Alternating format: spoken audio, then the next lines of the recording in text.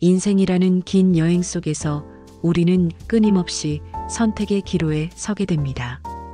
때로는 확신에 차 있고 때로는 불안과 두려움에 떨기도 합니다. 이런 순간들 속에서 과거의 현자들과 성공한 이들이 남긴 지혜로운 말들은 우리에게 새로운 관점을 제시하고 용기를 북돋아주며 올바른 방향으로 나아갈 수 있는 힘을 줍니다. 이 글은 단순한 명언 모음집이 아닙니다. 인생의 다양한 영역에서 마주하게 되는 도전과 기회들을 어떻게 바라보고 대처해야 하는지에 대한 실질적인 지침서입니다. 각각의 조언과 명언은 수많은 사람들의 경험과 시행착오를 통해 얻어진 소중한 보물과 같습니다. 너 자신을 알라는 고대 그리스 델포이 신전에 새겨진 격언은 수천 년이 지난 지금도 여전히 유효합니다. 자신을 깊이 이해하는 것은 모든 성장의 출발점입니다. 우리는 종종 타인의 기대에 맞추려 하거나 사회가 제시하는 기준에 자신을 끼워 맞추려 합니다.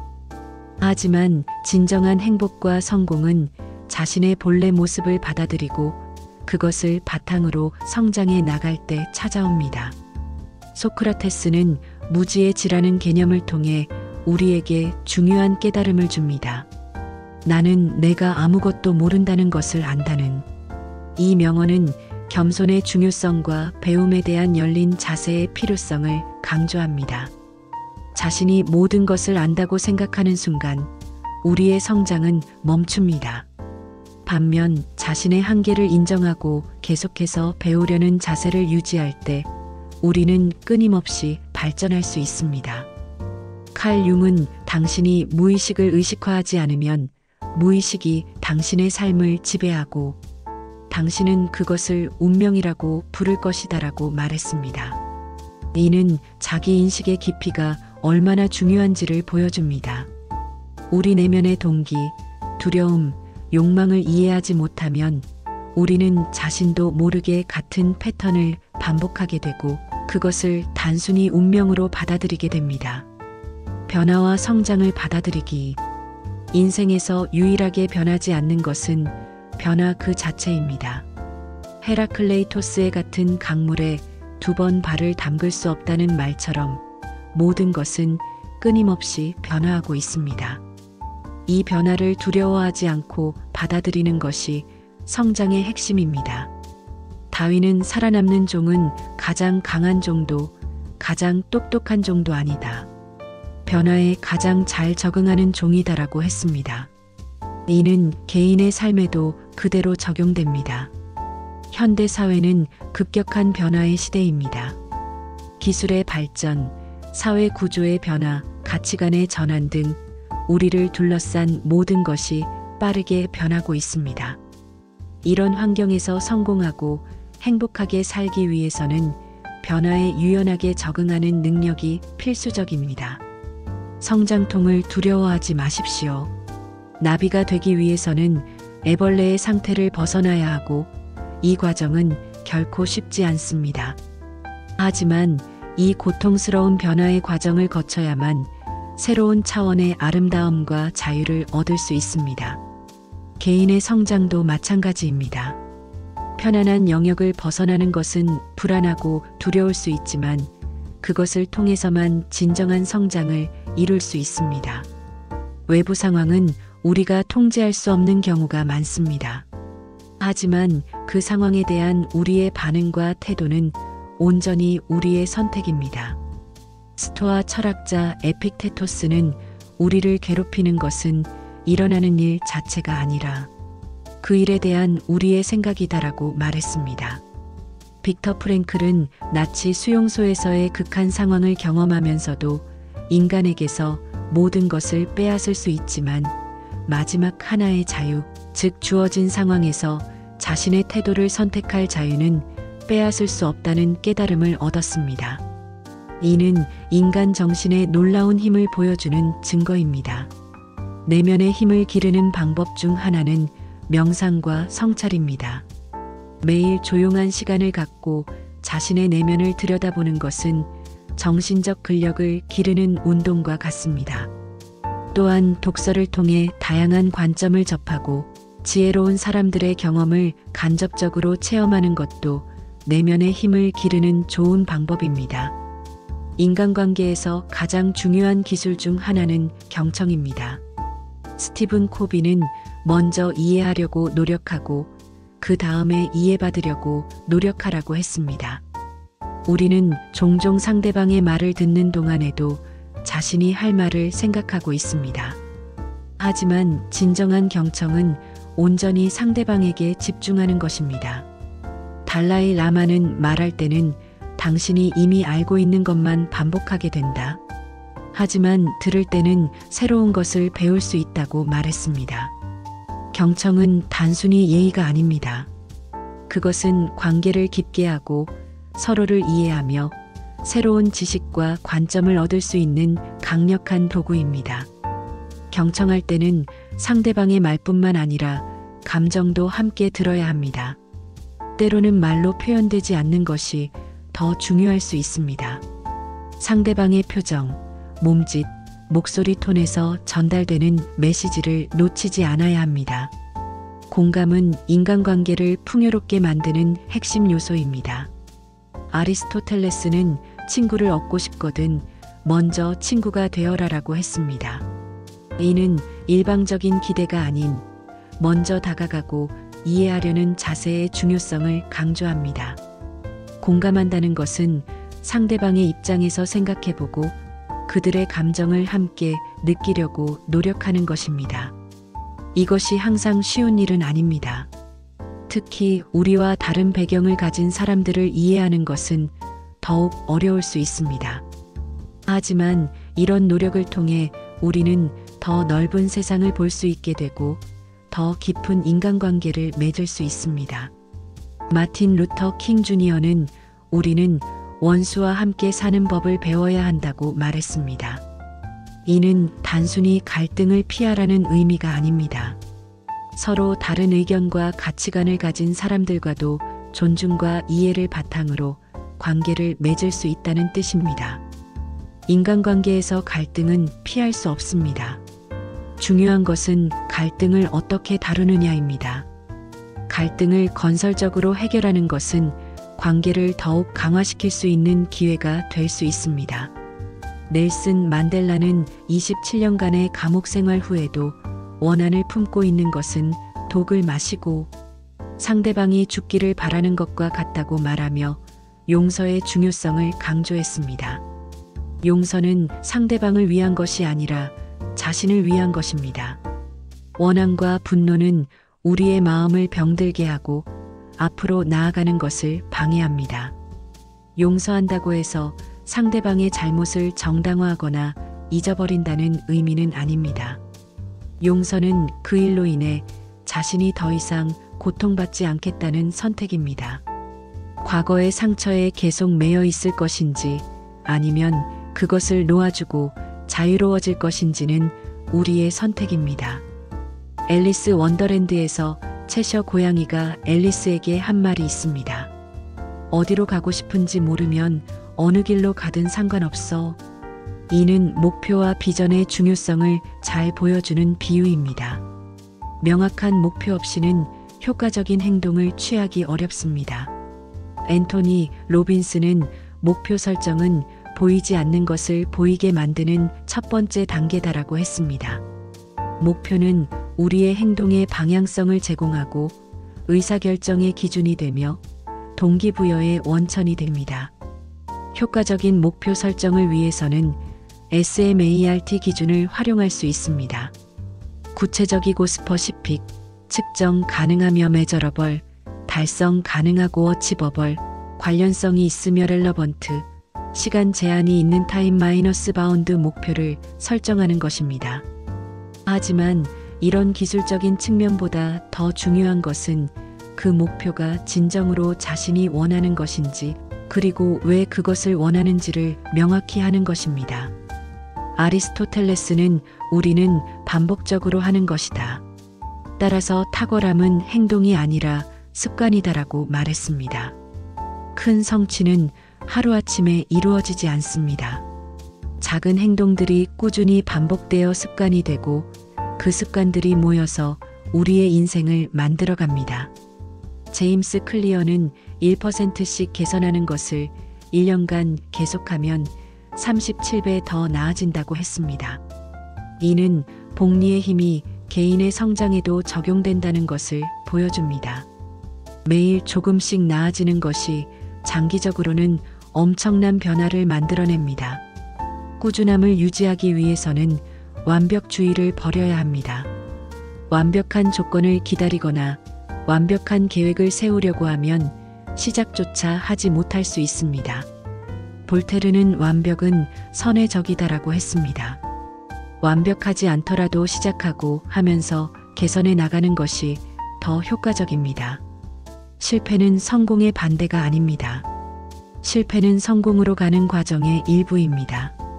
토마스 에디슨은 전구를 발명하면서 수천 번의 실패를 경험했지만 그는 나는 실패하지 않았다. 작동하지 않는 방법 10,000가지를 찾았을 뿐이다라고 말했습니다. 마이클 조던은 나는 경기에서 9,000번 이상 슛을 놓쳤고 300게임을 졌으며 게임을 결정짓는 슛을 26번이나 놓쳤다. 내 인생에서 계속해서 실패했다. 그리고 그것이 내가 성공하는 이유다라고 말했습니다. 실패를 두려워하지 않고 받아들이는 것이 성공의 열쇠입니다. 실패에서 배우는 것이 중요합니다. 실패를 단순히 부정적인 경험으로만 받아들이지 말고 무엇이 잘못되었는지 분석하고 다음에는 어떻게 다르게 할 수 있는지 생각해 보아야 합니다. 실패는 값비싼 교육비를 지불하고 얻은 소중한 경험입니다. 벤자민 프랭클린은 시간은 돈이다라고 했지만 사실 시간은 돈보다 훨씬 소중합니다. 돈은 잃어도 다시 벌 수 있지만 시간은 한번 지나가면 다시 돌아오지 않습니다. 스티브 잡스는 내 시간은 제한되어 있다. 그러므로 다른 사람의 삶을 살면서 시간을 낭비하고 싶지 않다고 말했습니다. 시간 관리의 핵심은 시간을 더 많이 만드는 것이 아니라 중요한 일에 시간을 집중하는 것입니다. 파레토의 법칙 80-20 법칙에 따르면 결과의 80%는 원인의 20%에서 나온다고 합니다. 이를 시간 관리에 적용하면 우리가 하는 일의 20%가 성과의 80%를 만들어낸다는 뜻입니다. 시간을 효과적으로 관리하기 위해서는 먼저 자신이 시간을 어떻게 사용하고 있는지 파악해야 합니다. 며칠 동안 시간 일지를 작성해 보면 생각보다 많은 시간이 비생산적인 일에 사용되고 있음을 발견할 수 있을 것입니다. 스티븐 코비는 시간 관리 매트릭스를 통해 이를 4가지 유형으로 분류했습니다. 중요하고 긴급한 일, 중요하지만 긴급하지 않은 일, 중요하지 않지만 긴급한 일, 중요하지도 않고 긴급하지도 않은 일입니다. 그는 중요하지만 긴급하지 않은 일에 더 많은 시간을 투자해야 한다고 강조했습니다. 워렌 버핏은 성공한 사람들과 매우 성공한 사람들의 차이는 매우 성공한 사람들은 거의 모든 것에 아니오라고 말한다는 것이다라고 했습니다. 무엇을 할 것인지 결정하는 것만큼이나 무엇을 하지 않을 것인지 결정하는 것도 중요합니다. 우선순위를 정할 때는 자신의 가치관과 장기 목표를 기준으로 해야 합니다. 단기적으로는 덜 매력적이거나 어려운 일이라도 장기적으로 중요하다면 우선순위를 높게 두어야 합니다. 반대로 당장 재미있거나 쉬운 일이라도 장기적으로 도움이 되지 않는다면 후순위로 미루어야 합니다. 현대 사회는 주의력 분산의 시대입니다. 스마트폰, 소셜미디어, 끊임없는 알림들이 우리의 집중력을 방해합니다. 칼 뉴포트는 딥워크라는 개념을 통해 깊은 집중의 중요성을 강조했습니다. 집중력을 향상시키기 위해서는 멀티태스킹을 피해야 합니다. 우리의 뇌는 여러 일을 동시에 처리하는 것이 아니라 빠르게 한 일에서 다른 일로 전환하는 것입니다. 이 전환 과정에서 에너지가 소모되고 실수가 발생할 확률이 높아집니다. 포모도로 기법과 같은 시간 관리 기법을 활용하는 것도 도움이 됩니다. 25분간 집중해서 일하고 5분간 휴식을 취하는 것을 반복하는 이 기법은 집중력을 유지하면서도 피로를 방지할 수 있습니다. 부에 대한 일반적인 인식과 달리 진정한 부는 단순히 돈의 액수로만 측정되지 않습니다. 헨리 데이비드 소로는 사람은 자신의 생활을 단순하게 할 수 있는 만큼 부유하다고 말했습니다.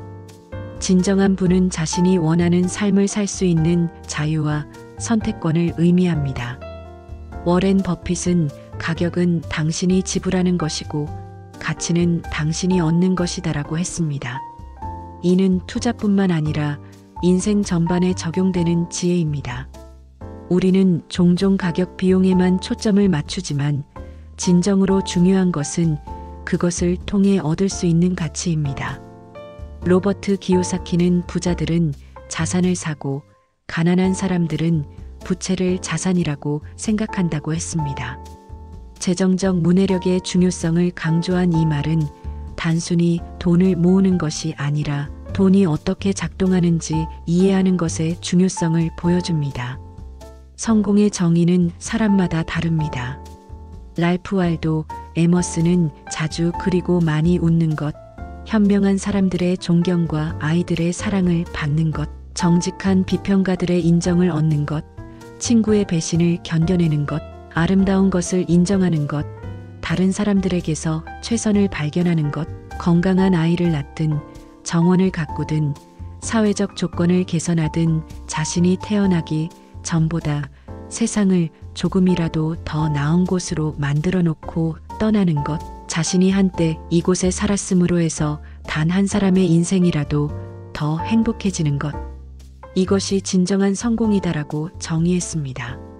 마야 안젤루는 성공은 얼마나 높이 올라갔느냐가 아니라 올라가면서 얼마나 많은 사람을 함께 끌어올렸느냐로 측정된다고 했습니다.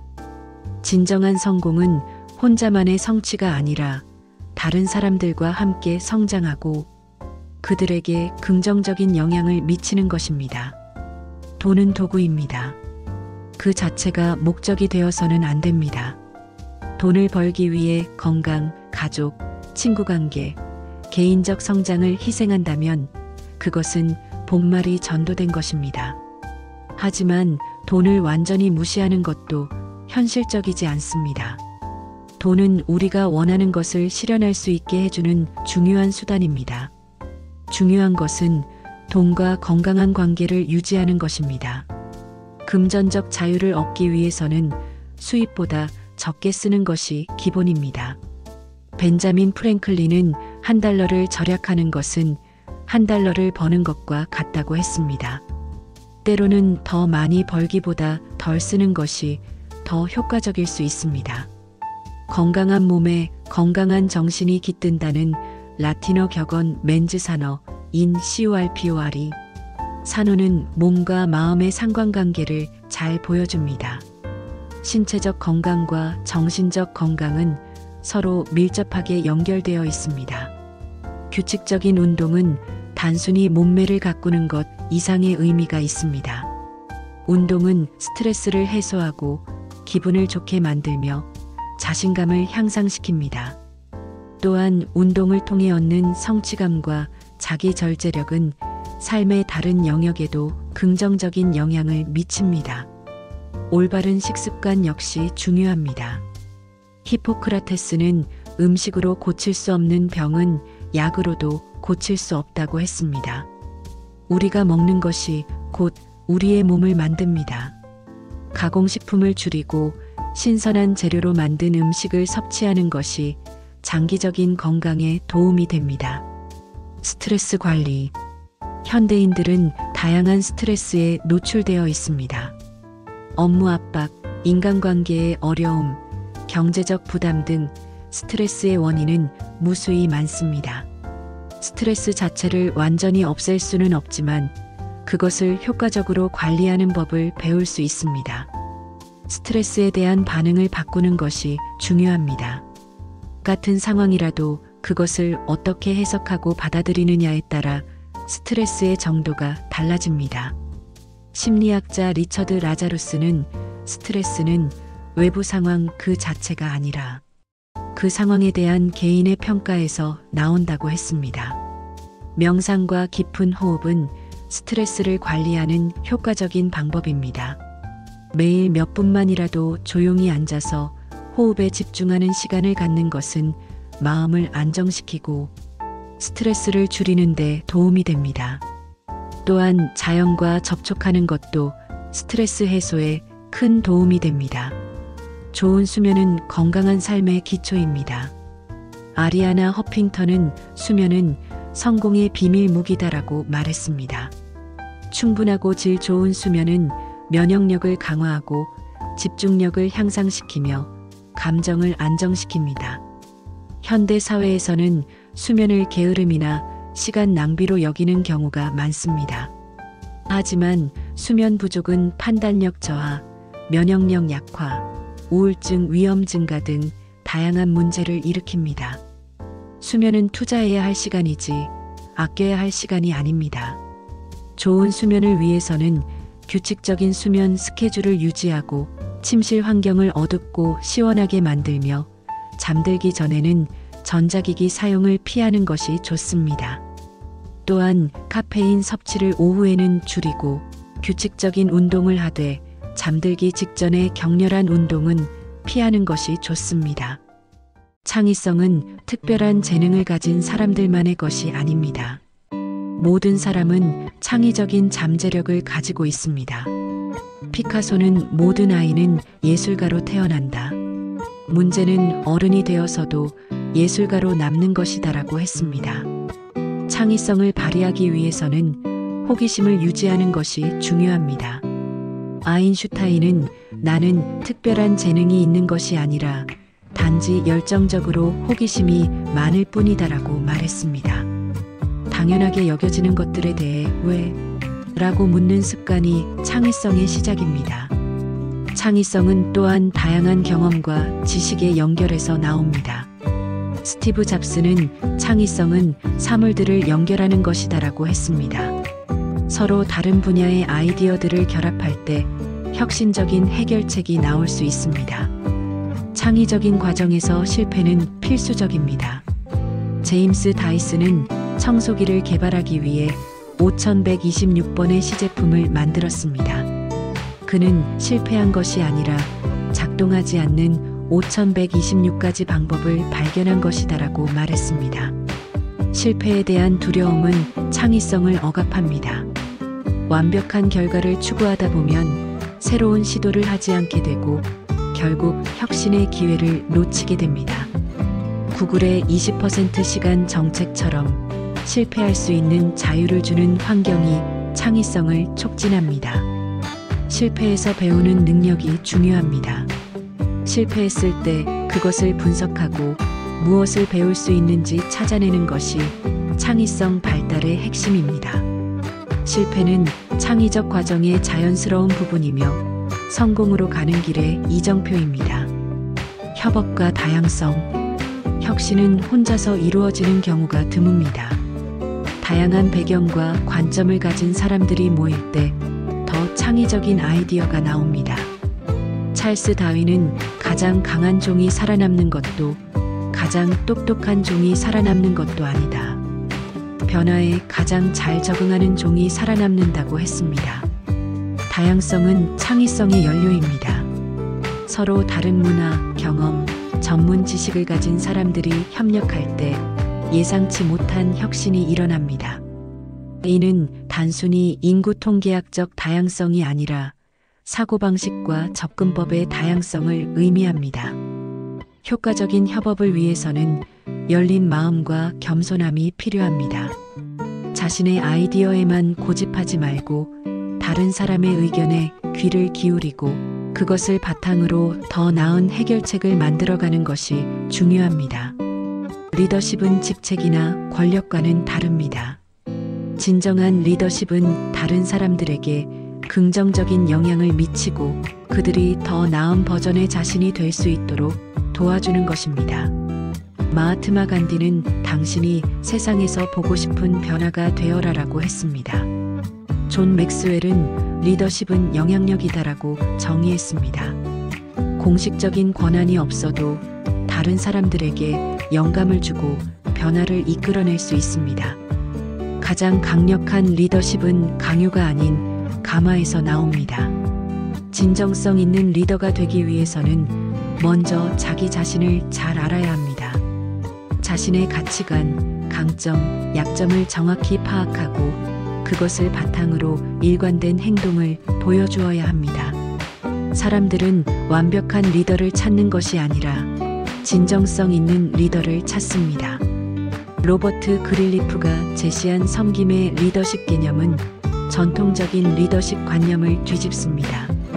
리더가 부하 직원들을 섬기고 그들의 성장과 성공을 도와주는 것이 진정한 리더십이라는 것입니다.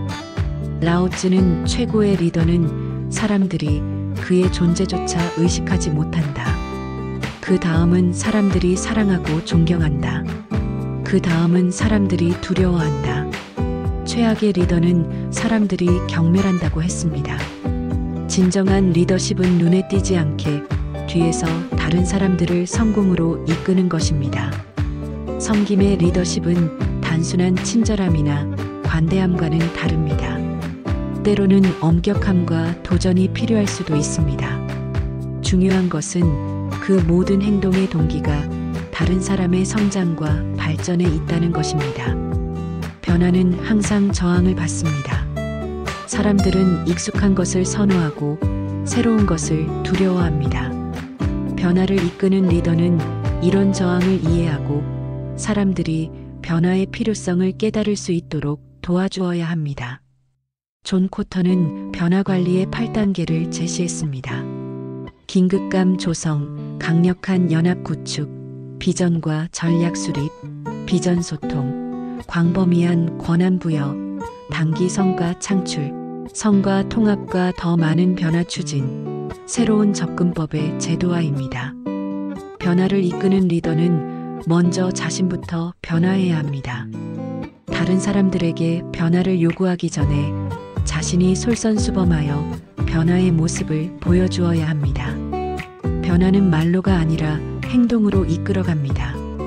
소크라테스의 무지해지는 평생학습의 출발점입니다. 자신이 모른다는 것을 아는 것, 그리고 계속 배워야 한다는 것을 인식하는 것이 지적 성장의 시작입니다. 아인슈타인은 배움을 멈추는 사람은 늙든 젊든 늙은 것이다. 계속 배우는 사람은 젊다고 했습니다. 현대 사회는 지식의 반감기가 점점 짧아지고 있습니다. 한때 배운 지식이 평생을 보장해주던 시대는 지났습니다. 이제는 평생에 걸쳐 계속 새로운 지식과 기술을 습득해야 합니다. 이는 부담이 아니라 기회입니다. 새로운 것을 배우는 즐거움을 발견하고 그것을 통해 계속해서 성장할 수 있습니다. 호기심은 학습의 원동력입니다. 아이들이 끊임없이 왜? 라고 묻는 것처럼 우리도 주변의 모든 것에 대해 호기심을 유지해야 합니다. 리차드 파인만은 내가 무엇을 모르는지 알고 싶다고 말하며 평생에 걸쳐 학습에 대한 열정을 보여주었습니다. 독서는 가장 효율적인 학습 방법 중 하나입니다. 워렌 버핏은 지식은 복리처럼 쌓인다고 하며 하루에 500페이지씩 읽는다고 알려져 있습니다. 빌 게이츠 역시 연간 50권 이상의 책을 읽으며 지속적인 학습을 실천하고 있습니다. 독서를 통해 우리는 수천 년간 축적된 인류의 지혜에 접근할 수 있습니다. 한 권의 책에는 저자가 수년간 연구하고 경험한 내용이 압축되어 있습니다. 몇 시간의 독서로 다른 사람의 평생 경험을 간접적으로 체험할 수 있는 것입니다. 효과적인 독서를 위해서는 능동적으로 읽어야 합니다. 단순히 글자를 따라가는 것이 아니라 저자와 대화하는 마음으로 읽어야 합니다. 질문을 던지고 비판적으로 생각하며 자신의 경험과 연결지어 보는 것이 중요합니다. 혼자서 모든 것을 배우기는 어렵습니다. 좋은 멘토를 만나는 것은 학습 과정을 가속화시킬 수 있습니다. 멘토는 단순히 지식을 전달하는 사람이 아니라 올바른 방향을 제시하고 동기를 부여하는 사람입니다. 공자는 세 사람이 함께 걸으면 그 중에 반드시 나의 스승이 있다고 했습니다. 모든 사람에게서 배울 점이 있다는 열린 마음을 가져야 합니다.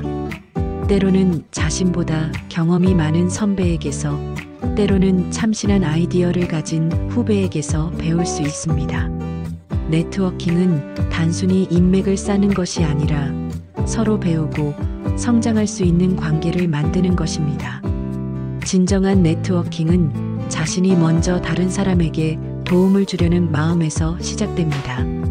다니엘 꼴먼이 제시한 감정지능 개념은 현대 사회에서 점점 더 중요해지고 있습니다.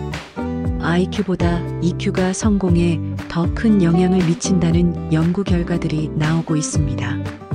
감정지능은 자신의 감정을 인식하고 관리하며 다른 사람의 감정을 이해하고 적절히 반응하는 능력입니다. 감정을 억압하거나 무시하는 것은 건강하지 않습니다. 감정은 우리에게 중요한 정보를 제공합니다. 분노는 무언가 잘못되었다는 신호이고, 슬픔은 상실에 대한 자연스러운 반응이며, 기쁨은 가치 있는 것을 성취했다는 표시입니다. 중요한 것은 감정이 압도되지 않으면서도 그것을 인정하고 건설적으로 활용하는 것입니다. 마르쿠스 아우렐리우스는 당신에게는 마음의 평온을 방해할 수 있는 권한을 누구에게도 주지 마라고 했습니다. 현대 사회에서 스트레스와 불안은 피할 수 없는 요소입니다. 하지만 그것들을 어떻게 관리하느냐에 따라 우리의 삶의 질이 결정됩니다. 부처는 고통은 불가피하지만 괴로움은 선택이다라고 했습니다. 불안의 대부분은 미래에 일어날 수도 있는 일에 대한 걱정에서 나옵니다. 마크 트웨인은 내 인생에는 끔찍한 일들이 많이 일어났는데 그 대부분은 실제로 일어나지 않았다고 말했습니다. 현재에 집중하는 것이 불안을 줄이는 효과적인 방법입니다. 명상, 깊은 호흡, 요가 같은 마음 챙김 기법들은 스트레스와 불안을 관리하는 데 도움이 됩니다. 이런 기법들은 우리의 마음을 현재 순간에 집중시키고 자동적인 반응 패턴을 의식적인 선택으로 바꿀 수 있게 해줍니다. 내면의 평화는 외부 조건에 의존하지 않습니다. 라오츠는 평화로운 전사는 전쟁을 원하지 않는다고 했습니다. 진정한 강함은 평온함에서 나옵니다. 내면의 평화를 찾기 위해서는 자신과의 화해가 필요합니다. 과거의 실수를 용서하고 미래에 대한 과도한 걱정을 내려놓으며 현재의 자신을 있는 그대로 받아들이는 것이 중요합니다. 감사의 마음을 기르는 것도 내면의 평화에 도움이 됩니다. 오프라 윈프리는 감사는 당신이 가진 것을 충분하게 만들고 더 많은 것을 가져온다고 했습니다. 이미 가지고 있는 것에 대해 감사하는 마음은 부족함에 대한 불안을 줄이고 만족감을 높입니다. 빅터 프랭클은 인생에서 의미를 찾는 것이 행복보다 더 중요하다고 했습니다. 개인적인 성공과 행복도 중요하지만 자신보다 더 큰 무언가에 기여할 때 진정한 만족감을 느낄 수 있습니다. 마틴 루터 킹 주니어는 인생에서 가장 지속적이고 절박한 질문은 다른 사람을 위해 무엇을 하고 있는가? 이다라고 했습니다. 우리의 재능과 자원을 사회 발전을 위해 사용하는 것은 개인적인 성장에도 도움이 됩니다. 작은 행동도 큰 차이를 만들 수 있습니다. 마더 테레사는 우리는 모든 사람에게 큰 일을 할 수는 없지만 작은 일을 큰 사랑으로 할 수 있다고 말했습니다. 거창한 계획이 아니더라도 일상에서 다른 사람을 도우려는 마음가짐이 중요합니다. 우리는 지구를 다음 세대에게 빌려온 것입니다. 아메리카 원주민 속담에 우리는 조상으로부터 지구를 물려받은 것이 아니라 자손들로부터 빌려온 것이다라는 말이 있습니다. 환경을 보호하고 지속 가능한 삶을 사는 것은 우리의 책임입니다. 개인의 작은 실천들이 모여서 큰 변화를 만듭니다. 에너지 절약, 재활용, 친환경 제품 사용, 대중교통 이용 등 일상의 선택들이 환경에 미치는 영향을 생각해 보아야 합니다. 환경 문제는 개인의 문제이면서 동시에 집단의 문제입니다. 개인의 실천도 중요하지만 기업과 정부의 정책 변화도 필요합니다. 시민으로서 환경을 고려한 정책을 지지하고 환경 친화적인 기업을 선택하는 것도 중요한 기여입니다. 다양성과 포용성. 우리 사회는 다양한 배경을 가진 사람들로 구성되어 있습니다. 이 다양성을 인정하고 포용하는 것은 사회 발전의 원동력입니다. 넬슨 만델라는 교육은 세상을 바꾸는 데 사용할 수 있는 가장 강력한 무기다라고 하며 교육을 통한 이해와 포용의 중요성을 강조했습니다. 편견과 차별은 무지에서 나옵니다. 서로 다른 문화와 배경을 이해하려고 노력하고 열린 마음으로 소통하는 것이 중요합니다. 마야 안젤루는 우리가 더 많이 알수록 더 잘할 수 있다고 했습니다. 포용성은 단순히 관용을 베푸는 것이 아닙니다. 다른 사람들의 고유한 가치와 기여를 인정하고 그들이 온전히 자신의 모습으로 존재할 수 있는 환경을 만드는 것입니다. 나이가 든다는 것은 단순히 시간이 지나는 것이 아닙니다. 경험을 통해 얻은 지혜가 쌓이고 인생을 더 깊이 이해하게 되는 과정입니다. 공자는 나는 15에 학문의 뜻을 두었고 30에 자립했으며 40에 미혹되지 않았고 50에 천명을 알았으며 60에 귀가 순해졌고 70에는 마음이 하고자 하는 바를 따라도 법도를 넘지 않았다고 인생의 단계별 성장을 설명했습니다. 노년은 인생의 완성기입니다. 젊을 때의 열정과 중년의 성취를 바탕으로 이제는 지혜와 여유를 갖고 인생을 바라볼 수 있는 시기입니다.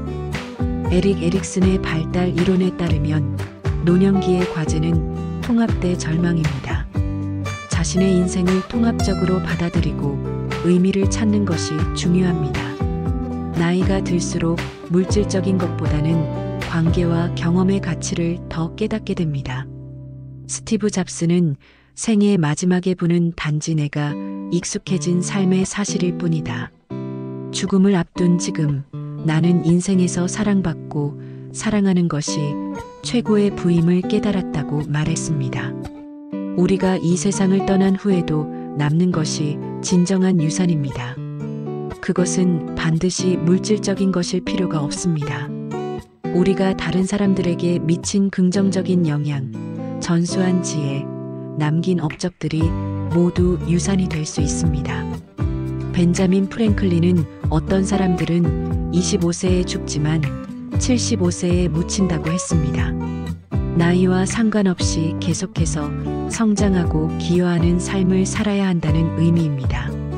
반대로 젊어서 죽더라도 큰 영향을 남길 수 있습니다. 중요한 것은 나이가 아니라 어떻게 살았느냐입니다. 가족, 제자, 동료들에게 남기는 가르침과 영감이 가장 소중한 유산입니다.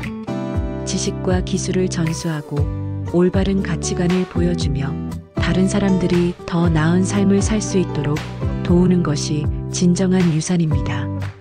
죽음에 대한 성찰은 우울한 것이 아니라 삶을 더 의미 있게 살 수 있게 해주는 지혜입니다. 스토아 철학자들은 메멘토 모리 죽음을 기억하라를 통해 삶의 유한함을 인식하고 그것을 바탕으로 더 현명한 선택을 하도록 했습니다.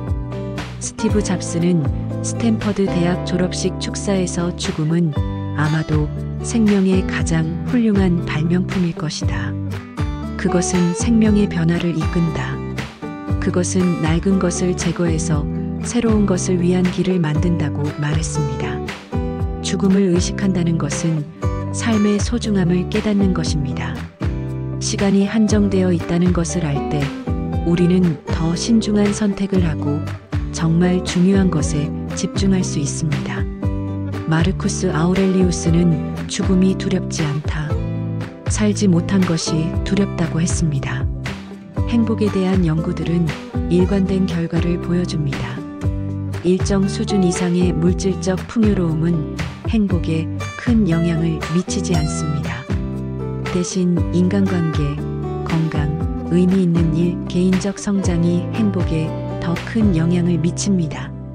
아리스토텔레스는 행복을 에우다이모니아라고 불렀는데 이는 단순한 쾌락이나 만족이 아니라 인간으로서의 잠재력을 실현하는 것을 의미합니다. 진정한 행복은 자신의 가치관에 따라 살고 자신의 능력을 발휘하며 다른 사람들과 의미 있는 관계를 맺을 때 찾을 수 있습니다. 행복은 목적지가 아니라 여행 과정입니다. 행복해지기 위해 무언가를 기다리기보다는 지금 이 순간에서 행복을 찾는 것이 중요합니다. 알베르 카미는 행복해지려면 두 가지 조건이 필요하다. 하나는 단순해지는 것이고 다른 하나는 사랑하는 것이다라고 했습니다. 감사의 마음은 행복의 핵심입니다. 이미 가지고 있는 것에 대해 감사할 때 우리는 부족함보다는 풍요로움을 느낄 수 있습니다. 메이스터 에크하르트는 신이 당신에게 준 선물에 감사한다면 당신은 그보다 더 좋은 것을 받을 것이다라고 했습니다. 매일 감사 일기를 쓰는 것은 단순하지만 강력한 실천입니다. 하루의 끝에 감사한 3가지를 적어보는 것만으로도 우리의 관점이 긍정적으로 변할 수 있습니다. 이는 뇌의 신경가소성을 활용한 행복 훈련입니다. 만족은 더 가지려는 욕망을 내려놓는 것에서 시작됩니다.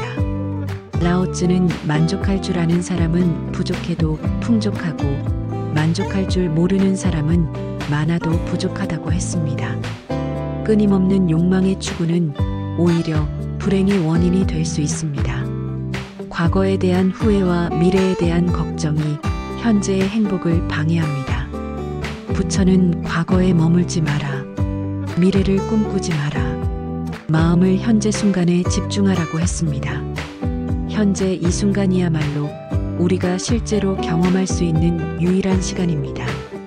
마음 챙김 MINDFULNESS은 현재 순간에 주의를 집중하는 연습입니다.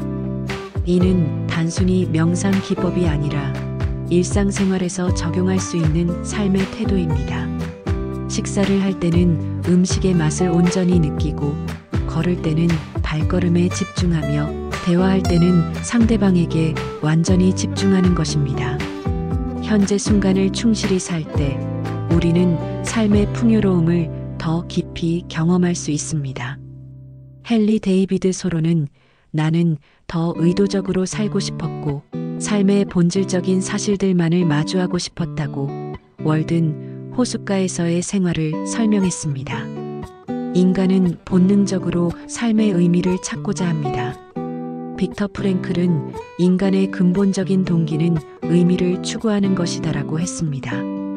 의미는 주어지는 것이 아니라 스스로 만들어가는 것입니다. 삶의 의미는 각자 다를 수 있습니다. 어떤 사람에게는 가족을 돌보는 것이, 어떤 사람에게는 예술 창작이, 또 다른 사람에게는 사회에 기여하는 것이 의미일 수 있습니다. 중요한 것은 자신만의 의미를 찾고 그것을 실현하기 위해 노력하는 것입니다. 의미는 고정된 것이 아니라 계속 발전하고 변화할 수 있습니다. 인생의 단계가 바뀌고 상황이 변하면서 새로운 의미를 발견할 수 있습니다. 융은 인생의 오후에는 아침의 의미만으로는 충분하지 않다고 말했습니다. 영성은 종교와 반드시 같은 것은 아닙니다. 영성은 자신보다 큰 무언가와의 연결감을 느끼는 것입니다. 그것이 자연이든 우주든 인류 전체든 또는 신적인 존재든 상관없습니다. 이런 연결감은 우리에게 겸손함과 경외감을 줍니다. 아인슈타인은 종교적 감정의 가장 아름다운 형태는 우주의 합리적 질서 앞에서 느끼는 신비로운 경외감이다라고 했습니다. 명상, 기도, 자연과의 교감, 예술 감상 등을 통해 이런 영적 경험을 할 수 있습니다. 이런 경험들은 일상의 스트레스에서 벗어나 더 더 큰 관점에서 삶을 바라볼 수 있게 해줍니다. 매슬로우는 인간의 욕구 단계에서 최고 단계로 자아 실현을 제시했지만 후에 그보다 더 높은 단계로 자아 초월을 추가했습니다. 자아 초월은 개인의 이익을 넘어서 더 큰 선을 위해 행동하는 것입니다. 이는 이타주의나 희생 정신과는 다릅니다. 자아 초월은 개인과 전체가 분리된 것이 아니라 하나라는 깨달음에서 나옵니다. 다른 사람을 돕는 것이 곧 자신을 돕는 것이고 세상을 아름답게 만드는 것이 곧 자신의 삶을 아름답게 만드는 것임을 아는 것입니다. 이런 의식 상태에서는 경쟁보다는 협력이, 소유보다는 나눔이, 취하는 것보다는 주는 것이 자연스러워집니다. 알베르트 슈바이처는 행복은 유일한 것이다. 나누면 나눌수록 더 커진다고 했습니다. 큰 변화는 작은 습관에서 시작됩니다. 제임스 클리어는 당신의 정체성을 바꾸고 싶다면 작은 승리들을 쌓아 올려라고 했습니다. 매일 책을 한 페이지라도 읽는 것, 계단을 걷는 것, 감사 인사를 하는 것 같은 작은 실천들이 모여서 큰 변화를 만듭니다. 습관의 형성에는 단서 마이너스 루틴 마이너스 보상의 고리가 있습니다. 좋은 습관을 만들기 위해서는 명확한 단서를 설정하고 루틴을 단순하게 만들며 즉각적인 보상을 설계하는 것이 도움이 됩니다. 완벽하게 하려고 하지 마십시오. 100일 중 80일만 실천해도 성공입니다. 중요한 것은 완벽함이 아니라 지속성입니다. 넘어져도 다시 일어나서 계속하는 것이 습관 형성의 핵심입니다. 개인의 의지력에만 의존해서는 지속 가능한 변화를 만들기 어렵습니다. 환경을 설계하고 시스템을 구축하는 것이 더 효과적입니다.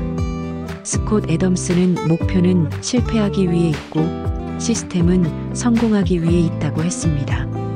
예를 들어 독서 습관을 만들고 싶다면 침실 침대 옆에 책을 두고 TV 리모컨은 서랍 안에 넣어두는 것입니다. 운동 습관을 만들고 싶다면 운동복을 미리 준비해두고 운동 가방을 현관에 놓아두는 것입니다. 환경이 행동을 좌우합니다. 나쁜 습관을 버리고 싶다면 그 습관을 유발하는 환경적 요소들을 제거하고 좋은 습관을 만들고 싶다면 그것을 쉽게 할 수 있는 환경을 만들어야 합니다. 혼자서 변화를 만들어가는 것은 어렵습니다. 같은 목표를 가진 사람들과 함께하거나 자신의 목표를 공개적으로 선언하는 것이 도움이 됩니다. 사회적 압력과 책임감이 지속성을 높입니다. 멘토나 코치를 두는 것도 좋은 방법입니다. 정기적으로 진행 상황을 점검하고 피드백을 받을 수 있는 사람이 있으면 포기하지 않고 계속 나아갈 수 있습니다. 다른 사람을 도우면서 자신도 성장할 수 있습니다. 자신이 배운 것을 나누고 다른 사람의 변화를 도우면서 자신의 실천도 더욱 견고해집니다. 이 긴 여행을 통해 우리는 인생의 다양한 측면들을 탐구해 보았습니다. 자아 발견에서 시작하여 인간관계, 목표 달성, 시간 관리, 부와 성공, 건강과 웰빙, 창의성, 리더십, 평생 학습, 감정 관리, 사회적 책임, 노년과 완성, 행복과 만족, 영성과 초월, 그리고 실천에 이르기까지 폭넓은 영역을 다뤘습니다. 하지만 이 모든 지혜와 조언들은 단순히 읽고 이해하는 것만으로는 의미가 없습니다. 진정한 가치는 이것들을 실제 삶에서 실천할 때 나타납니다. 아리스토텔레스가 말했듯이 우리는 반복적으로 하는 것이다. 따라서 탁월함은 행동이 아니라 습관이다. 이 모든 조언들을 관통하는 몇 가지 핵심 원칙들이 있습니다. 첫째, 자기 인식과 성장 자신을 깊이 이해하고 계속해서 성장하려는 자세가 모든 발전의 기초입니다. 소크라테스의 너 자신을 알라는 여전히 유효한 지혜입니다. 둘째, 관계의 중요성. 인간은 사회적 존재입니다. 깊고 의미 있는 인간관계가 행복과 성공의 핵심입니다. 다른 사람들과 진정성 있게 연결되고 서로 도우며 성장하는 것이 중요합니다. 셋째, 균형과 조화. 삶의 어느 한 영역에만 치우치지 않고 건강, 관계, 일, 개인적 성장 등 다양한 영역에서 균형을 유지하는 것이 지속 가능한 행복의 비결입니다. 넷째, 현재에 집중하기. 과거의 후회나 미래의 걱정에 매이지 않고 현재 이 순간에 충실하게 살 때 진정한 만족을 얻을 수 있습니다. 다섯째, 기여와 봉사. 자신만을 위한 삶이 아니라 다른 사람들과 사회에 긍정적인 영향을 미치는 삶이 더 큰 의미와 만족을 줍니다. 이 지혜들을 실제 삶에 적용하기 위한 몇 가지 구체적인 제안들입니다. 매일의 성찰 시간. 하루 몇 분이라도 조용한 시간을 갖고 자신의 행동과 생각을 돌아보는 시간을 가지세요.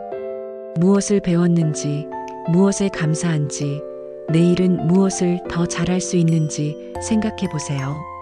독서와 학습. 꾸준한 독서와 새로운 것을 배우려는 자세를 유지하세요. 이 글에서 언급된 많은 지혜들을 더 깊이 탐구할 수 있는 책들을 찾아 읽어보세요. 관계에 투자하기. 가족, 친구, 동료들과 더 깊은 관계를 맺기 위해 시간과 에너지를 투자하세요. 진정한 경청, 공감, 관심 표현을 실천해 보세요. 작은 습관부터 시작. 큰 변화를 한 번에 이루려 하지 말고 작은 습관들을 하나씩 만들어 가세요. 매일 조금씩 나아지는 것이 장기적으로 큰 변화를 만듭니다. 감사의 실천. 매일 감사한 것들을 찾아보고 그것을 표현하세요. 감사 일기를 쓰거나 다른 사람들에게 감사 인사를 전하는 것부터 시작해 보세요. 인생은 완벽한 답을 찾는 여행이 아닙니다. 계속해서 질문하고 실험하며 배워가는 과정입니다. 실수를 두려워하지 마세요. 실패해서 배우고 다시 일어서는 것이 성장의 핵심입니다. 또한 너무 급하게 모든 것을 바꾸려 하지 마세요. 지속 가능한 변화는 시간이 걸립니다. 인내심을 갖고 꾸준히 나아가세요. 무엇보다도 자신만의 길을 찾으세요. 다른 사람의 성공 공식을 그대로 따라하는 것이 아니라 자신의 가치관과 상황에 맞는 방법을 찾아야 합니다. 마크 트웨인은 인생에서 가장 중요한 두 날은 태어난 날과 왜 태어났는지 깨닫는 날이다라고 했습니다. 이 글이 여러분이 자신만의 왜를 발견하고 그것을 바탕으로 의미 있고 행복한 삶을 살아가는데 도움이 되기를 바랍니다. 인생은 한 번뿐입니다. 후회 없는 삶, 자신답게 살아가는 삶, 다른 사람들과 세상에 긍정적인 영향을 미치는 삶을 살아가시기 바랍니다. 여러분의 인생 여행이 지혜와 사랑, 그리고 깊은 만족으로 가득하기를 진심으로 기원합니다. 구독과 좋아요, 그리고 알람 설정까지 부탁드립니다. 감사합니다.